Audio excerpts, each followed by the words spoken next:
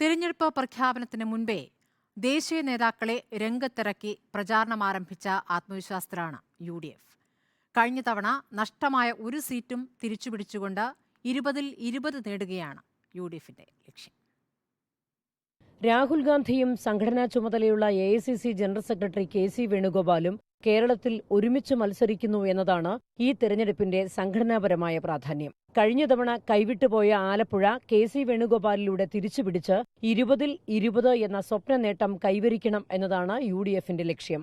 രാഹുൽ ഗാന്ധി വയനാട്ടിൽ മത്സരരംഗത്ത് തുടരുന്നതിന്റെ പ്രതിഫലനം കഴിഞ്ഞ തവണത്തേതുപോലെ ബാക്കി 19 മണ്ഡലത്തിലും ഉണ്ടാകുമെന്നാണ് UDF കരുതുന്നത്. KC വേണുഗോപാൽ ആലപ്പുഴയിൽ നിൽക്കുന്നതും പാർട്ടിയിലെ വിള്ളലിന് തടയിടും.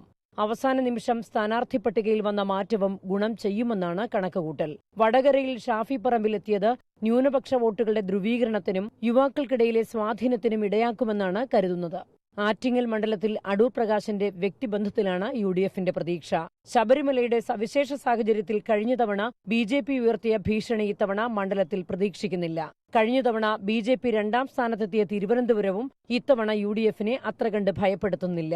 മാവേലിക്കര, പത്തനംതിട്ട മണ്ഡലങ്ങളിൽ തുടക്കത്തിലുണ്ടായിരുന്ന ആശങ്ക ഇപ്പോൾ നേതൃത്വത്തിന് അത്ര കണ്ടില്ല എന്ന് പറയാം. തൃശൂരിൽ മുരളീധരന്റെ കടന്നുവരവ് ഗുണം ചെയ്യുമെന്നാണ് വിലയിരുത്തൽ.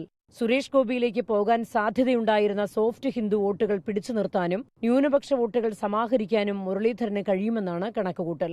ഈ കണക്കുകൂട്ടലുകൾക്കെല്ലാം അടിസ്ഥാനം പക്ഷേ സംസ്ഥാനത്തെ ഭരണവിരുദ്ധ വികാരം ശക്തമായ അടിയൊഴുക്കുണ്ടാക്കുമെന്ന പ്രതീക്ഷയാണ്. ഈ അടിയൊഴുക്കിന് ഗതിമാറ്റമുണ്ടായാൽ UDFന്റെ പ്രതീക്ഷകളും മാറിമറിഞ്ഞേക്കാം. ലേബി സജീന്ദ്രൻ, റിപ്പോർട്ടർ, കൊച്ചി.